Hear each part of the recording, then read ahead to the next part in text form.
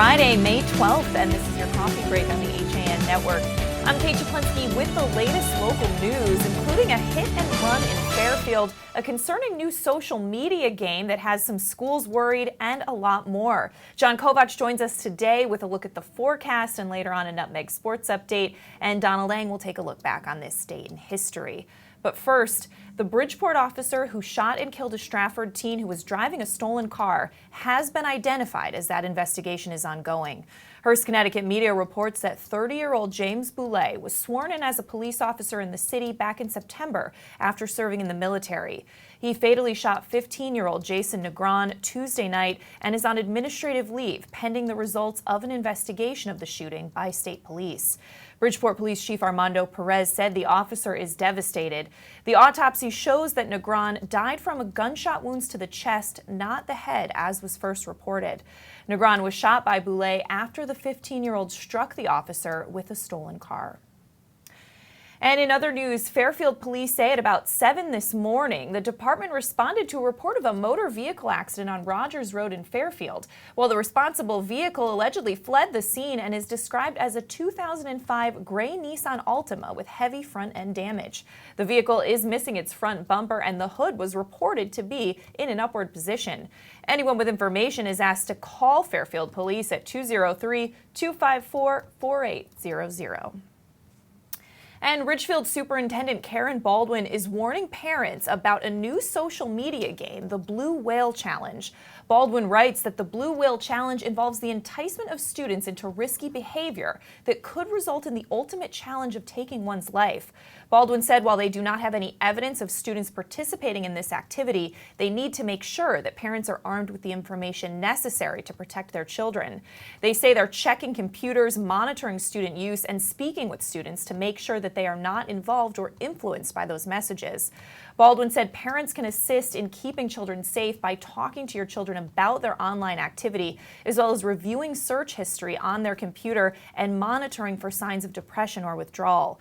According to various reports, the Blue Whale Challenge involves tasks that span over 50 days, culminating in the participant being challenged to commit suicide. These reports indicate the students have been challenged to sit on the edge of a roof, as well as watching horror movies and waking up at uncommon hours. But there's more on that story at theridgefieldpress.com. And in other Ridgefield news, a 9th grade girl was approached by 2 unknown men in a red car, asking her if she wanted a ride as she made her way home from her bus stop on Walnut Grove Road around 2:30 last Friday. After a description of the incident was posted on Facebook, police contacted the family to get more information. Captain Jeff Kreitz said the female did not engage. She walked away, which is exactly what she should have done. After she declined, the 2 men left the area. One appeared to be in his mid-20s and the other around 60 years old. Captain Kreitz said if anyone has any information, they encourage them to contact the Ridgefield police. Kreitz said they also will have patrolling officers highly visible in that area. And a Bridgeport man who state police say was driving recklessly on the Wilburcross Parkway and struck a vehicle is facing weapons and drug charges. Troopers arrested 20-year-old Latrell Baker after he was reported driving recklessly on Route 15 North in New Haven around 5 p.m. Wednesday. Responding troopers were notified that the vehicle being operated erratically struck another vehicle and then continued traveling northbound on Route 15 before leaving the highway at the exit 59 off-ramp and re-entering via the exit 59 on-ramp. Now, troopers located that vehicle and stopped it on Route 15 in North Haven, and upon speaking with the driver, they detected a strong odor of marijuana and started investigating. Well, through the course of that investigation, they located a .380 special pistol with 1 round in the chamber, as well as 7 additional rounds, along with an electronic defense weapon or a taser, less than half an ounce of marijuana, an open container of alcohol, and a steak knife. Baker was taken into custody and charged with 3 counts of weapons in a motor vehicle, along with several other charges. And Darien police are looking to identify the driver or car that struck a Darien High School student on May 5th. A 17-year-old girl was struck while walking on High School Lane around 2:25 in the afternoon, approximately 200 feet from Middlesex Road. The teen suffered injuries, including scrapes and bruises, as she crossed High School Lane going south. According to police, the line of traffic was either stopped or moving very slowly in the westbound lane of High School Lane, as is often the case at school dismissal time. as the pedestrian was crossing in between stopped vehicles. A vehicle, while passing a line of stopped traffic and was driving westbound in the eastbound lane, struck the pedestrian and knocked her to the ground. Now, the vehicle involved was reported to be a brown minivan, possibly a Hyundai, which was operated by a white female with blonde hair, believed to be in her 40s. Also seen in the vehicle was a younger female, possibly of middle school age, seated in the front passenger seat. Now, the minivan did not stop, and the operator did not ask if the pedestrian was okay. The pedestrian thought she was okay and continued on towards High School Lane, but the police department was notified of the collision once the pedestrian arrived home, and an investigation then commenced. Thankfully, those injuries were not severe. And the Ridgefield Fire Department helped clear a two-car accident on North Salem Road on Thursday around 9:20 in the morning. There were no reported injuries, but the accident, which occurred at the intersection of Sawmill Road and Mapleshade Road, closed the state highway for a little over 30 minutes. Now, that road was reopened around 10 in the morning, and there was major damage to both of the vehicles, which were each towed from the scene. And the Stratford Town Council will not beat the charter-mandated May 12th deadline to pass a budget for the 2017-2018 fiscal year, as only 3 council members showed up for Thursday's scheduled continuing budget talks. With only Council Chairman Beth DuPont, Council Minority Leader Vincent Chase, and 4th District Councilman David Hardin at Council chambers on Thursday, the council was unable to resume talks on next year's spending plan. That prompted DuPont to adjourn the meeting until Monday, May 15th. And you can get a lot more on that story at stratfordstar.com. But let's switch gears now, throw it over to John Kovach to get a look at the forecast. John. Thanks, Kate. Happy to have you in. I'm glad to get a coffee break for a change. I know. I need one. So you look outside and it is sunny, but according to what everybody's saying, it's going to become partly cloudy today. The high is going to be cool. It's just going to flirt with 60 degrees, which is below the norm for this time of year. Clouds are going to move in overnight with rain. Heavy rain is possible during the entire day Saturday. The highs are only going to reach the low 50s, and then those showers are going to continue into Sunday with highs rebounding back into the 60s, which is still below where we usually are this time in May, Kate. Partly cloudy and windy on Monday. Highs again in the 60s. Currently it is 58 outside our studio in Shelton, 56 in Fairfield, and 56 in Stamford. Thanks so much, John. Well, we're going to step out for a break, and when we come back, Donald Eng will take a look back on this date in history. John has your Nutmeg Sports Update, and there's more local news coming up after this.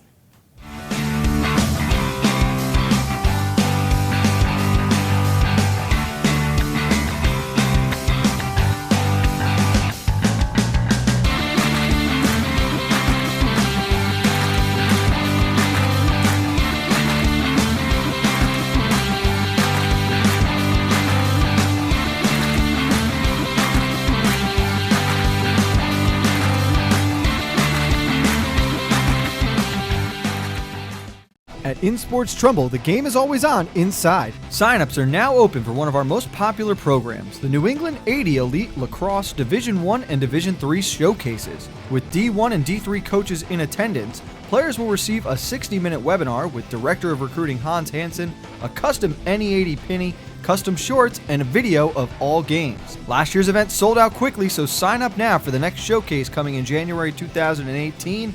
Like and follow us on Facebook. When it comes to considering the outside of your home, just imagine the possibilities. Whether your dream is a stunning free-form pool or a tranquil, secluded garden, the team of professionals at Stonebridge Associates will make it a reality.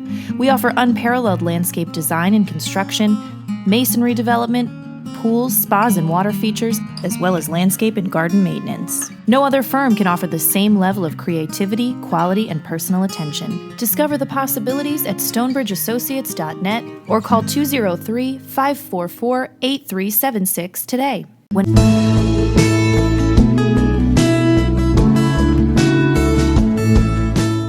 At the Milford Bank, we offer an extensive selection of lending products and services to meet virtually any need.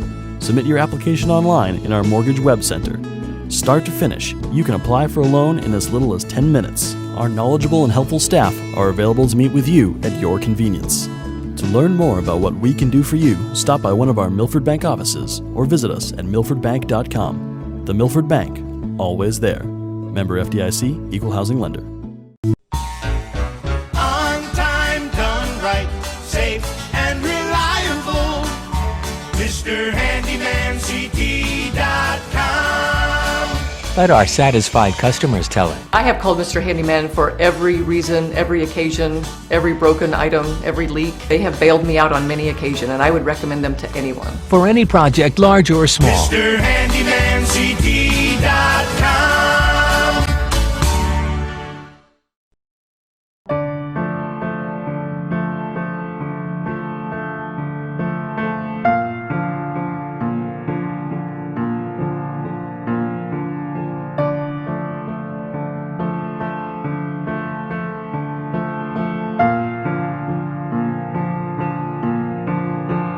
Pizza to satisfy even the most demanding critics. Tuesday Pazza Pizza.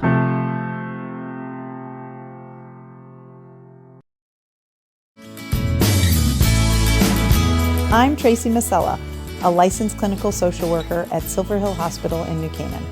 Join me each month as we talk with experts on the front lines of the treatment of mental health and addiction.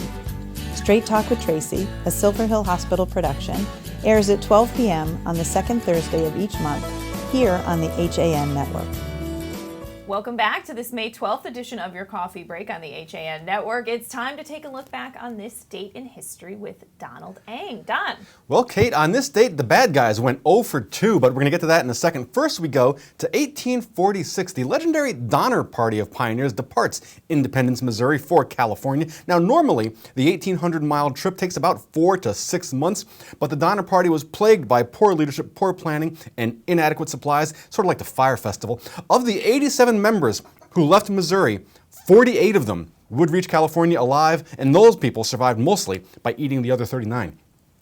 1864, at the Battle of Spotsylvania, 15,000 Union infantrymen attack a Confederate defensive line that's just a half-mile wide. When the attack was repulsed, they tried again, and again, and again, and again. 24 hours of the most intense hand-to-hand fighting of the war. You are looking at the remnants of what had been a 90-year-old oak tree on the beginning of the day, shot in half with single-shot musket balls during the battle. It's actually at the Smithsonian. 1963, Bob Dylan walks out on the Ed Sullivan Show. Dylan was still 3 months away from becoming famous with his performance at the March on Washington, and the appearance was thought to be his big break, but producers objected to Dylan's choice of song, which was Talkin' John Birch Paranoid Blues, a satirical number about the conservative group. The legend is Dylan stormed off the set and established his reputation as an artist of uncompromising integrity. Reality, of course, is a little bit different, but still a great story. Bob Dylan walking off the set of the Ed Sullivan Show. Finally, now we go to 1982 in Portugal. Now you're looking at Pope John Paul II visiting Fatima, Portugal. He was convinced that the 1981 attempt on his life was the fulfillment of a prophecy attributed to the apparition of Fatima, which had taken place during World War I, and he visited the town on this date in 1982, 1 year minus 1 day, after his May 13th assassination attempt where he had been shot twice. While he was in Fatima, someone tried to kill him again. During a procession to the shrine of the Virgin Mary, Catholic priest Juan Maria Fernandez y Cron attacks the Pope with a bayonet. To this day, it is unclear if he actually injured John Paul. He would serve less than 3 years in prison. Well, that is your look back in history for today, May 12th. I'm Donald Eng. All right, thanks so much, Don. Well, in other local news, 2 rumors began circulating around Wilton High School following the administration of the Connecticut SAT at the school back on April 5th. The first rumor was that there was an incident of cheating on the test, and the second was that all students' scores would be canceled as a result. Well, in a May 4th email to juniors and their parents, Wilton High School principal Robert O'Donnell wrote that while the second rumor was not true, the first may be true. O'Donnell told the Bulletin, "We are currently investigating one unconfirmed and isolated report of cheating on the test." He said a student had contacted school administration on May 3rd and said another student had cheated off of him or her during the April 5th test day. After learning this, O'Donnell said school administration began investigating in consultation with the College Board. Now, part of the scope of the investigation, he said, includes interviewing students who may know about it, as well as the proctor who was in the room during test taking. O'Donnell also said to the Bulletin that nobody had reported cheating soon after or during the time that the test was taken. But you can get more on that story at wiltonbulletin.com. Let's throw it back over to John Kovach now for a Nutmeg Sports Update. John. Thanks, Kate.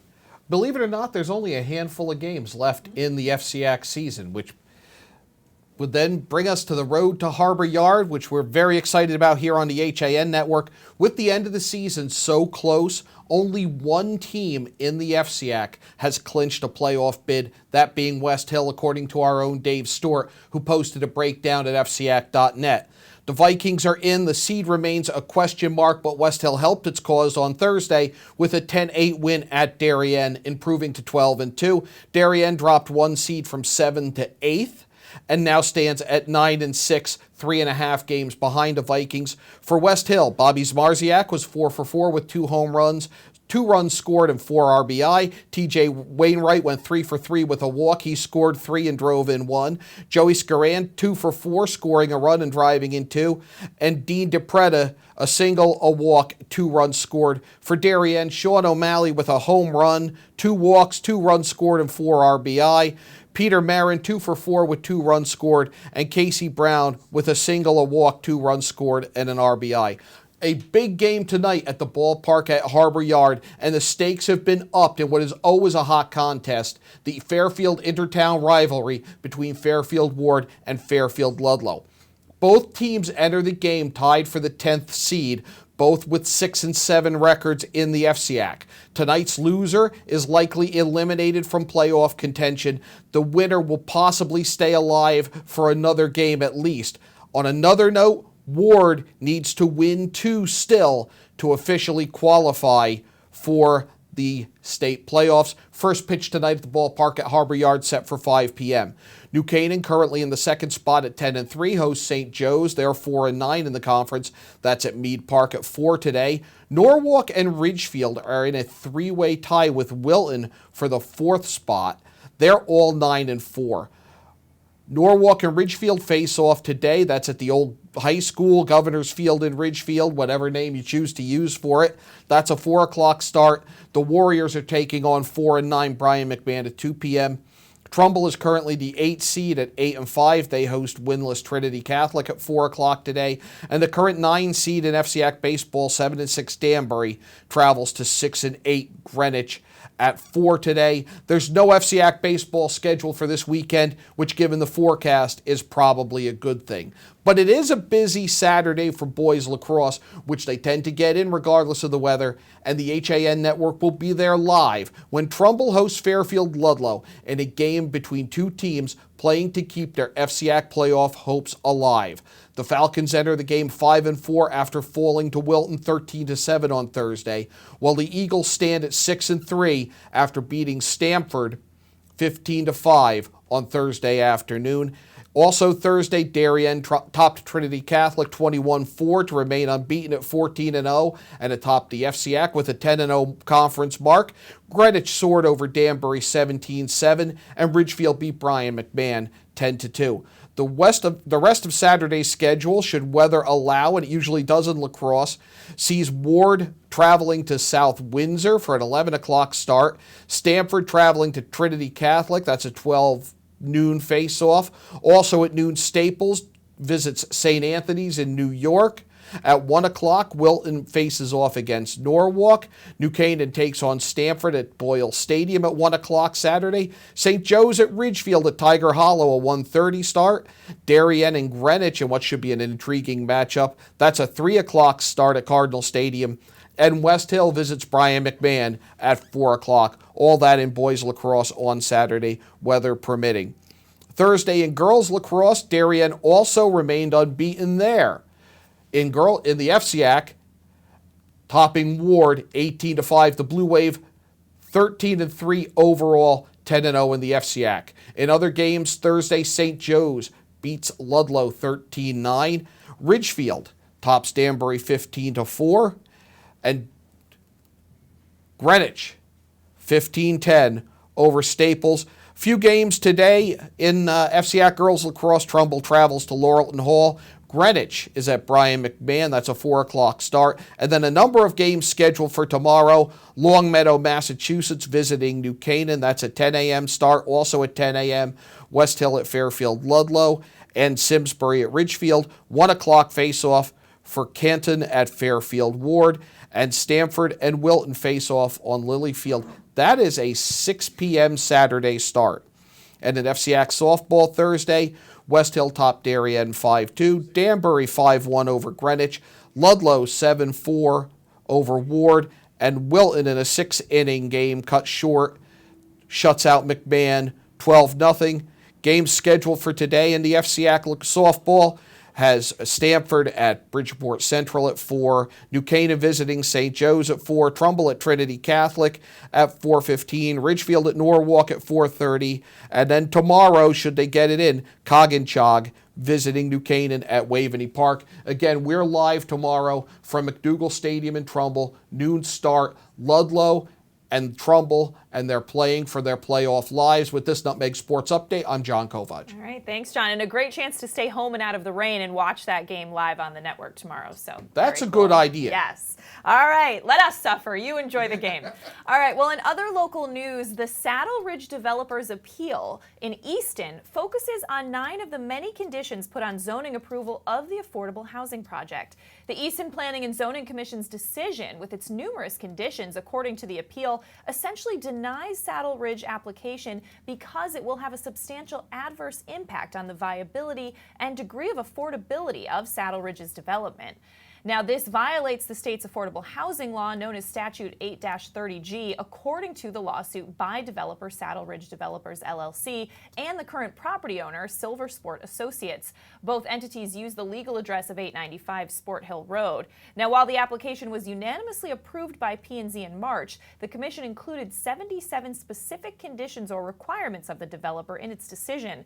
The appeal says these conditions do not clearly outweigh the need for affordable housing in Easton and could have been addressed by reasonable changes to the application plans. That 66-unit, 48-lot Saddle Ridge housing plan would be built on 110 acres, and there's a lot more at eastoncourier.com. And field safety and traffic concerns have irked several neighbors who feel that Ridgefield Little League should find a new location for its proposed baseball stadium at 2 Sanford Station Road, a plot of land that currently sits at the intersection of Simpog Turnpike and Route 7. The lighted field, which will have a public hearing on Tuesday, May 16th, has drawn opposition from both Ridgefield and Reading residents since plans were unveiled in early April. Reading resident Tim Keys and his wife Jennifer said they're worried about traffic for beginners. They also have qualms with ticks, noise, pollution, and lights. Now, the Keys said that about 30 other neighbors, some on the Ridgefield side and others on the Reading side, have expressed negative feelings toward the field's chosen location, which is on a lot that the town leases from the state. And a Darien resident has joined forces with a friend, advocate, and supermodel to make sure that every mother counts. More than 300,000 women die throughout the world during childbirth, most in developing countries. Now, the United States ranks 60th in maternal health care, which means 2 women die in the U.S. during childbirth every day. Now, those startling figures prompted Christy Turlington Burns, who shot to fame in the late 1980s and 90s as a supermodel, to become concerned with how she could help change that. Thus, Every Mother Counts, of which Turlington is CEO and founder, was started. Her passion and commitment to the cause inspired her close friend, Darien resident Helani Kerr, who moved to Darien in 2014 to do things she never expected of herself. Now, recently, Kerr joined Turlington on an EMC trip to Tanzania, and you could read more about their journey at DarienTimes.com. We're going to step out for a break, and when we come back, we're going to talk about the top stories across all of our websites this week, coming up after this. Part of banking well is doing good. That's why, with the support of local community partners, Bankwell has launched the Bankwell Pet Adoption Project to boost awareness about the hundreds of animals in local shelters that need a home. And when you donate to the cause using the Bankwell self-service coin machines, we'll match your donation. For details, visit mybankwell.com/pleaseadoptme. Bank smart, bank local, bank well. Spring has sprung at Walter Stewart's Market, and we're celebrating the new season with fresh takes on spring. From the finest produce around to guaranteed fresh seafood delivered daily by the best local supplier. Not only are we your time-saving one-stop shop for everything you need this season, our personable team is always ready with a helping hand. Shop Stewart's for the best of spring. Find us at 229 Elm Street, New Canaan, or shop online at stewartsmarket.com. The new fishing season is fast approaching, so it's time to head over to the dock shop and get your gear in order. We're now offering bait in both Darien and our Westport location. The dock shop can service and repair your rods and reels, spool up new line, and fill any empty space you might have in your tackle box. Whether you're a fisherman, boater, or beach bum, the dock shop is a unique place to shop. The dock shop, 51 Tokenique Road, Darien, 609 Riverside Avenue, Westport, dockshop.com.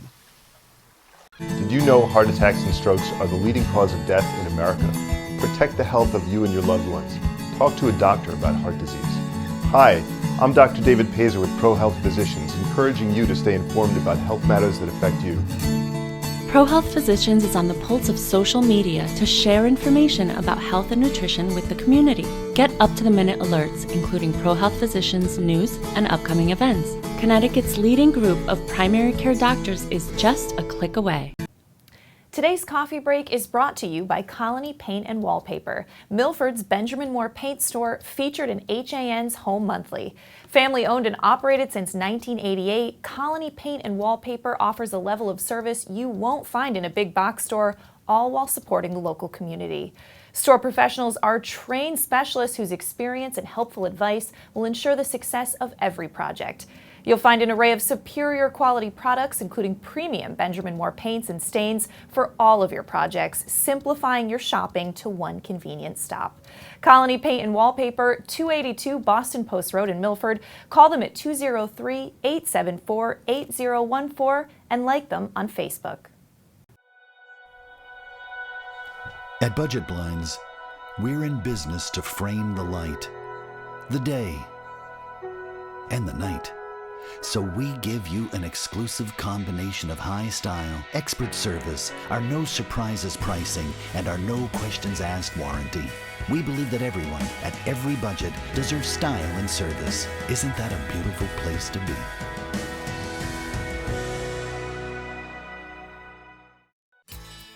I can't believe it. Well, Dad, you did it. You sold 160 cars. Ready to go back upstairs now? I think it's time. I wonder how the boys are making out in their new office.